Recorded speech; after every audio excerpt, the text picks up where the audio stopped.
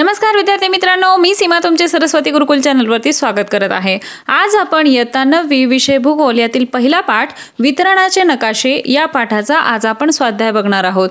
आपल्या चॅनलवरती सर्व विषयांच्या स्वाध्यायाचे व्हिडिओ अपलोड झालेले आहेत। त्याचबरोबर विविध विषयांची भाषणे, निबंध लेखन, पत्रलेखन, आर्ट अँड क्राफ्ट या सर्वांचे व्हिडिओ देखील चॅनलवरती अवेलेबल आहेत। तेव्हा तेही चेक करा, तेही तुम्हाला नक्कीच आवडतील। आणि तुम्ही अजूनही चॅनलला सबस्क्राइब केलेलं नसेल तर सबस्क्राइब नक्की करा आणि बेल आयकॉन देखील प्रेस करा, जेणेकरून येणाऱ्या सर्व व्हिडिओचे अपडेट्स तुम्हाला मिळत जातील। तेव्हा सुरुवात करूया। यातील प्रश्न पहिला, खालील विधाने योग्य की अयोग्य ते सहकारण लिहा। यामध्ये अ, वितरणाच्या नकाशांचा मुख्य उद्देश स्थान दाखवणे हा असतो, तर हे विधान अयोग्य आहे। कारण वितरणाच्या नकाशांचा मुख्य उद्देश स्थान दाखवणे हा नसून तापमान, पर्जन्य, लोकसंख्या अशा एखाद्या घटकाचे विशिष्ट प्रदेशातील वितरण दाखवणे हा असतो। पुढचा आहे आ, क्षेत्रगणी पद्धतीच्या नकाशात उपविभागासाठी घटकांचे एकच मूल्य असते, तर हे विधान योग्य आहे।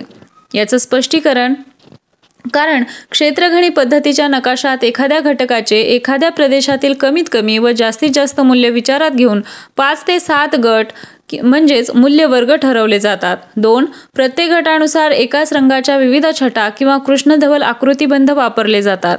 अशा प्रकारे क्षेत्रगणी पद्धतीच्या नकाशात उपविभागासाठी घटकांचे एकच मूल्य असते। पुढचा आहे ई, क्षेत्रगणी पद्धतीत नकाशात घटकांच्या मूल्याप्रमाणे छटा बदलत नाहीत, तर हे विधान अयोग्य आहे। याचं कारण, एक, क्षेत्रगणी पद्धतीच्या नकाशात एखाद्या घटकाचे एखाद्या प्रदेशातील कमीत कमी व जास्तीत जास्त मूल्य विचारात घेऊन 5 ते 7 गट म्हणजेच मूल्यवर्ग ठरवले जातात। 2. प्रत्येक गटाचे मूल्य वेगळे असते, त्यामुळे प्रत्येक मूल्यवर्गाच्या मूल्याप्रमाणे छटा बदलतात। अशा प्रकारे क्षेत्रगणी पद्धतीतील नकाशात घटकांच्या मूल्याप्रमाणे छटा बदलत जातात। पुढचा आहे ई, क्षेत्रगणी नकाशा उंची दाखवण्यासाठी वापरतात, तर हे विधान अयोग्य आहे। कारण, एक, ज्या चलांचे वितरण सलग असते अशा चलांचे वितरण दाखवण्यासाठी समघनी नकाशा वापरतात। 2. उंची या चलाचे वितरण सलग असते, त्यामुळे उंची दाखवण्यासाठी क्षेत्रगणी नकाशाऐवजी समघनी नकाशा वापरतात।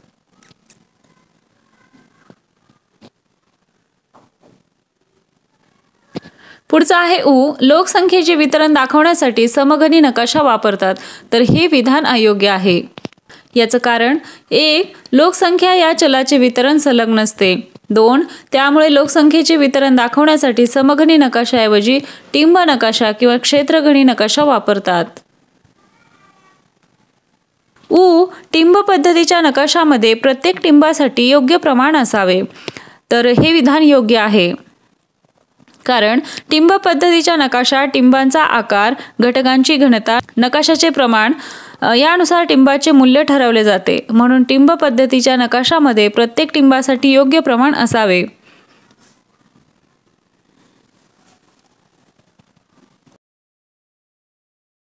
ए, समघनी नकाशे सममूल्य रेषांनी तयार करत नाहीत, तर हे विधान अयोग्य आहे। कारण, एक, सममूल्य रेषा म्हणजे घटकांची समान मूल्य दर्शवणाऱ्या रेषा होत। 2. एखाद्या भौगोलिक घटकांचे सलग वितरण दाखवण्याकरता समघनी पद्धतीचा उपयोग केला जातो। याचाच अर्थ समघनी नकाशे सममूल्य रेषांनी तयार होतात।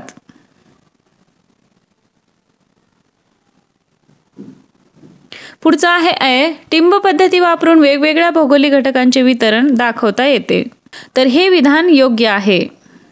कारण, एक, एखाद्या प्रदेशामध्ये एखादा घटक जशा तऱ्हेने वितरित झाला आहे तशाच तऱ्हेने नकाशात टिंबे देऊन त्या घटकांचे वितरण दाखवले जाते। 2. परिणामी जो घटक एखाद्या प्रदेशामध्ये मुक्तपणे विखुरलेला असतो अशा घटकांच्या वितरणासाठी टिंब पद्धत अधिक सोयीस्कर ठरते। अशा प्रकारे टिंब पद्धती वापरून वेगवेगळ्या भौगोलिक घटकांचे वितरण दाखवता येते।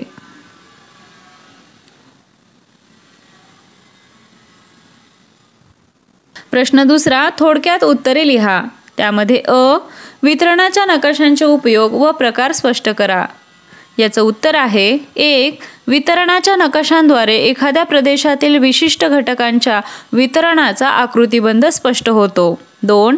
वितरणाच्या नकाशांचे पुढील 3 प्रकार पडतात. 1. टिंब पद्धत. मुक्तपणे विखुरलेल्या घटकांचे वितरण दाखवण्यासाठी टिंब पद्धतीचा वापर केला जातो. या नकाशात टिंबांचे प्रमाण व आकार निश्चित करून त्याच्या सहाय्याने वितरण दाखवलेले असते. 2. क्षेत्रगणी पद्धत.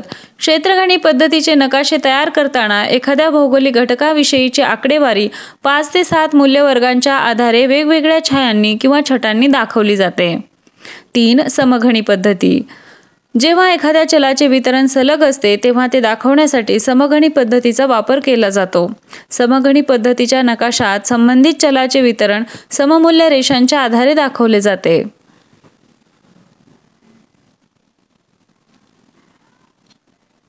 पुढचा आहे समघणी व क्षेत्रगणी पद्धतीतील फरक सांगा. तर या दोन्हीतील फरक पाहूया.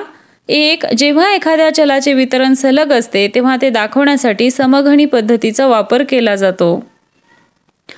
तर जेव्हा एखाद्या चलाचे वितरण विलग असते तेव्हा ते दाखवण्यासाठी क्षेत्रगणी पद्धतीचा वापर केला जातो. 2. या पद्धतीत चलाचे वितरण दाखवताना प्रदेशातील उपविभागांचा विचार केला जात नाही. तर या पद्धतीत म्हणजे क्षेत्रगणी पद्धतीत चलाचे वितरण दाखवताना प्रदेशातील उपविभागांचा विचार केला जातो. समघणी पद्धतीत चलाचे वितरण दाखवण्यासाठी सममूल्य रेषांचा वापर केला जातो. तर क्षेत्रगणी पद्धतीत चलाचे वितरण दाखवण्यासाठी रंगछटा किंवा कृष्णधवल आकृतिबंध यांचा वापर केला जातो. समघणी पद्धतीमध्ये प्रदेशांच्या उपविभागांचा विचार केलेला नसतो. तर क्षेत्रगणी पद्धतीमध्ये प्रदेशाच्या प्रत्येक उपविभागासाठी घटकांचे एकच मूल्य दिलेले आहे. अशा प्रकारे या दोन्हीतील फरक आपल्याला सांगता येईल.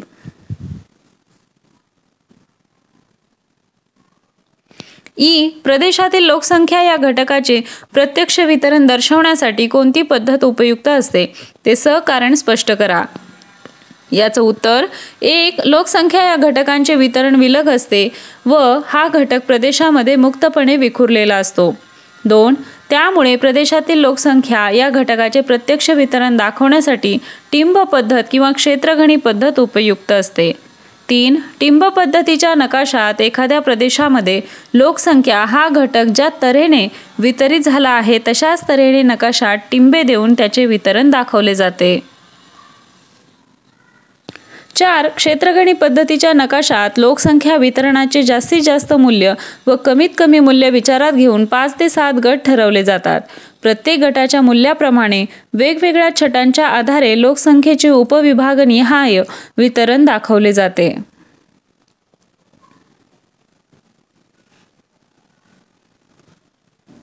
प्रश्न 3. खालील माहितीसाठी कोणत्या नकाशा पद्धतीचा वापर कराल? त्यामध्ये जिल्ह्यातील गव्हाचे तालुकानिहाय उत्पादन. तर यासाठी क्षेत्रगणी पद्धत वापरावी लागेल. जिल्ह्यातील प्रदेशाच्या उंचीचे वितरण. यासाठी समघणी पद्धतीचा नकाशा वापरावा लागेल. राज्यातील पाळीव प्राण्यांचे वितरण. यासाठी टिंब पद्धतीचा नकाशा वापरावा लागेल. भारतातील लोकसंख्येच्या घनतेचे वितरण. यासाठी क्षेत्रगणी पद्धतीचा नकाशा वापरावा लागेल. आणि शेवटी आहे महाराष्ट्र राज्यातील तापमान वितरण. यासाठी समघणी पद्धतीचा नकाशा आपल्याला वापरावा लागेल. प्रश्न 4. कोल्हापूर जिल्ह्याच्या लोकसंख्या वितरणाचा नकाशा अभ्यासा व खालील प्रश्नांची उत्तरे द्या. त्या ठिकाणी नकाशा देखील दिलेला आहे. जिल्ह्यातील लोकसंख्येचे वितरण कोणत्या पद्धतीने दाखवले आहे? उत्तर आहे जिल्ह्यातील लोकसंख्येचे वितरण टिंब पद्धतीने दाखवले आहे. दिशांच्या संदर्भात दाट ते विरळ लोकसंख्येचे वितरण स्पष्ट करा. याचं उत्तर आहे जिल्ह्यात मध्य व उत्तर पूर्व भागात लोकसंख्येचे वितरण दाट आहे तर पश्चिम भागात लोकसंख्येचे वितरण विरळ आहे. सर्वात मोठा गोल असलेल्या ठिकाणी लोकसंख्या किती आहे ते ठिकाण कोणते? उत्तर आहे सर्वात मोठा गोल असलेल्या ठिकाणी लोकसंख्या सुमारे 20 लाख आहे ते ठिकाण म्हणजे कोल्हापूर होय. सर्वात कमी लोकसंख्या असलेला तालुका कोणता? याचं उत्तर गगनबावडा हा सर्वात कमी लोकसंख्या असलेला तालुका आहे. या सर्व प्रश्नांसाठी तुम्हाला तुमच्या समोर नकाशा ठेवावा लागेल, जो आपल्या स्वाध्यायामध्ये पाठ्यपुस्तकामध्ये दिलेला आहे. त्या नकाशावर तुम्हाला या गोष्टी दिसून येतील किंवा प्रश्नांची उत्तरे नेमकी कुठे आहेत ते दिसून येतील. तेव्हा नकाशा रेफर करायला विसरू नका. हा व्हिडिओ तुम्हाला कसा वाटला ते कमेंट करून नक्की सांगा. व्हिडिओ आवडला असेल तर व्हिडिओला लाईक करा, तुमच्या मित्रांना हा व्हिडिओ शेअर करा आणि सर्वात महत्त्वाचं म्हणजे चॅनलला सबस्क्राईब करा. बेल आयकॉन देखील प्रेस करा, जेणेकरून सर्वात आधी तुम्हाला व्हिडिओचे नोटिफिकेशन्स मिळून जातील.